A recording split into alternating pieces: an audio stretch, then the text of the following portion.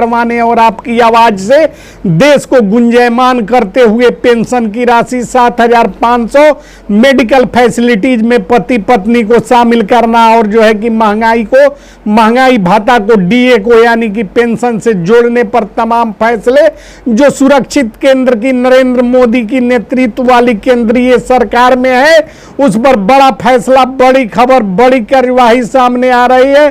सारा खबर हम आपको बताने जा रहे हैं। उससे पहले चैनल को सब्सक्राइब करिए या ना करिए, वीडियो को लाइक जरूर कर दीजिए, क्योंकि आपकी आवाज लगातार बुलंद करने का काम हम इस चैनल के माध्यम से करके आपके पेंशन की राशि को 7,500, मेडिकल फैसिलिटीज में पति पत्नी को शामिल करवाते हुए जो है कि महंगाई भत्ता को डीए से जुड़वाने की तरफ बड़ी कदम उठा चुके हैं और केंद्र की मोदी सरकार के तरफ से जो है कि खबर आ रही है वो हम आपको बताने जा रहे हैं। तो याद रहे, चैनल सब्सक्राइब हो या ना हो, वीडियो लाइक जरूर होना चाहिए, क्योंकि सवाल आपके भविष्य से जुड़ा हुआ है। तो मेरे आदरणीय सीनियर सिटीजन, ट्रेड यूनियन के कर्मचारी, बुजुर्ग पेंशनर्स, आप सभी को लिए चलते हैं आज के खबरों की तरफ।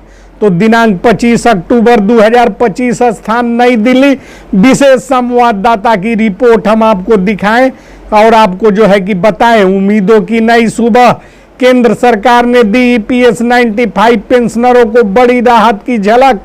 नई दिल्ली, देश के करोड़ों ईपीएस 95 पेंशनर के चेहरे पर फिर से उम्मीद की किरण जगी है। केंद्र सरकार ने संकेत दिया है कि पेंशन वृद्धि, महंगाई भत्ता, डीए और पति पत्नी दोनों को मेडिकल सुविधा लागू करने की दिशा में निर्णायक कदम उठाया जा रहा है। प्रधानमंत्री नरेंद्र मोदी ने स्वयं वरिष्ठ पेंशन धारकों को आश्वस्त किया है कि किसी भी बुजुर्ग का जीवन अभाव में नहीं गुजरेगा। यह हमारी संवेदना और संकल्प दोनों है, नरेंद्र दामोदर दास मोदी स्वयं कह रहे हैं। श्रम मंत्रालय की बैठक में मांडविया बोले, पेंशन सम्मान का अधिकार है, उपकार नहीं। यह किसी से मांगा गया भीख नहीं, पेंशनरों का हक है। यह बातें मनसुख मांडविया, केंद्रीय श्रम एवं रोजगार मंत्री ने कही है।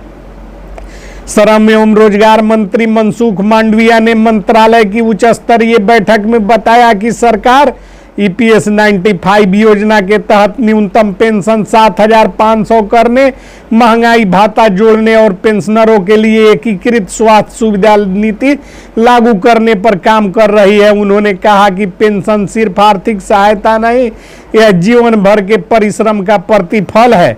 सरकार इस अधिकार को सम्मान के साथ लागू करेगी और जो है कि प्रधानमंत्री मोदी ने कह दिए हैं कि जिन लोगों को अपनी जवानी देश के विकास में लगाई, उन्हें बुढ़ापे में सुरक्षा और सुविधा और सम्मान मिलना ही चाहिए। ईपीएस 95 पेंशनरों के लिए जो उचित है वह मिलेगा। साथ ही पीएम मोदी ने पेंशनरों को धैर्य से बनाए रखने की अपील की है। मोदी ने कहा है कि देश के प्रति नरेंद्र दामोदर दास का बेटा कृतज्ञ है और सरकार जो है कि पेंशनरों की पीड़ा समझती है। वित्त मंत्रालय के सूत्रों के अनुसार ईपीएस 95 पेंशन धारकों को भी केंद्र सरकार के कर्मचारियों की तरह महंगाई भत्ता डीए का लाभ देने की रूपरेखा तैयार की जा चुकी है। इससे लाखों बुजुर्ग पेंशन धारकों को हर साल महंगाई के बोझ से राहत मिलेगी। और एक अधिकारी ने बताया कि प्रस्ताव वित्त विभाग के समीक्षा समिति के पास पहुंच चुकी है। स्वास्थ्य मंत्रालय और श्रम मंत्रालय के संयुक्त प्रयास से ईपीएस 95 पेंशनरों के लिए वरिष्ठ मेडिकल कार्ड योजना का मसौदा तैयार किया गया है। इस योजना के तहत पति पत्नी दोनों को सरकारी और निजी अस्पतालों में कैशलेस इलाज की सुविधा मिलेगी। अब यकीन हुआ, सरकार सुन रही है। लखनऊ से जो है कि पेंशनर रामेश्वर सिंह जो है कि मिले हैं और उन्होंने हमें कहा है कि हमें वर्षों की मांग थी, अब सरकार की मंशा देकर लगता है कि आखिरी चरण में बात पहुंच चुकी है और जो है कि मांग पूरी हो रही है। तो दामोदर दास का बेटा कभी झूठ नहीं बोलता, बकौल दामोदर पुत्र नरेंद्र मोदी ने कहा है तमाम बातों को। और ईपीएस 90 राष्ट्रीय संघर्ष समिति के चेयरमैन कमांडर अशोक रावत ने कहा है कि पेंशनरों के संघर्ष का परिणाम दिखने लगा है। हम सरकार की सकारात्मक पहल का स्वागत करते हैं।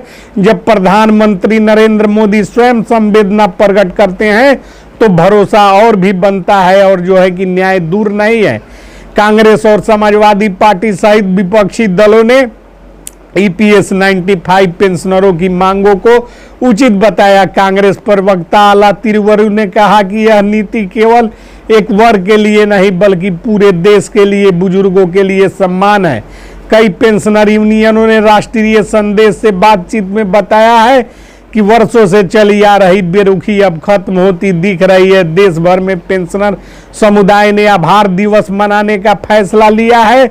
नीति आयोग ने केंद्र सरकार को सुझाव दिया है कि ईपीएस 95 पेंशनर को सामाजिक सुरक्षा आयोग के दायरे में लाया जाए। इसे स्वस्थ पेंशन और पारिवारिक सहायता को एकीकृत ढांचे से जोड़ा जा सकेगा। राज्य सरकारों को भी ईपीएस 95 पेंशनरों के कल्याण के लिए पूरक योजनाएं शुरू करने के निर्देश दिए जा रहे हैं। बिहार, मध्य प्रदेश और महाराष्ट्र ने अपनी रिपोर्ट भेजी है कि वे केंद्र की योजना के साथ तालमेल बनाकर काम करेंगे। सूत्रों के अनुसार आगामी शीतकालीन सत्र में ईपीएस 95 पेंशन संशोधन विधेयक संसद में पेश किया जाएगा। इसमें पेंशन बढ़ाने, महंगाई भत्ता जोड़ने के तमाम जो फैसले लिए गए हैं उसको केंद्रीय पटल पर रखा जाएगा, जिससे जो है कि सरकार अपनी उपलब्धियों को बताने का काम करेगी। प्रधानमंत्री कार्यालय ने सभी पेंशन मंत्रालयों को स्पष्ट आदेश दिया है कि वरिष्ठ नागरिकों के हितों पर किसी तरह की देरी बर्दाश्त नहीं की जाएगी। यह बयान प्रशासनिक स्तर पर नीति को तेजी देने का संकेत माना जा रहा है। सोशल मीडिया पर पेंशनरों और उनके परिजनों ने पीएम मोदी के इस रुख की सराहना की है। ट्विटर पर #EPS 95 relief, #Modi for pensioners जैसे हैशटैग ट्रेंड कर रहे हैं। दामोदर दास का बेटा वह कर दिखाया जो अब तक किसी नेता ने नहीं कर पाया था और कांग्रेस की सरकारें असफल रही थी। ईपीएस 95 पेंशनरों की यह लड़ाई अब निर्णायक मोड़ पर है। देश के सबसे बड़े बुजुर्ग पीढ़ी को अब यह एहसास हो रहा है कि सरकार उनके साथ खड़ी है। राष्ट्रीय संदेश की ओर से आए यह उचित कहना है कि धैर्य रखिए, आपका अधिकार रास्ते में है। सरकार चल पड़ी है और आखिर मंजिल दूर नहीं है। पेंशन की राशि 7,500, मेडिकल फैसिलिटीज में पति पत्नी को शामिल तथा जो है कि महंगाई भत्ता डीए को पेंशन से जोड़ने का काम नरेंद्र दामोदर दास मोदी करने वाले थे, जिसको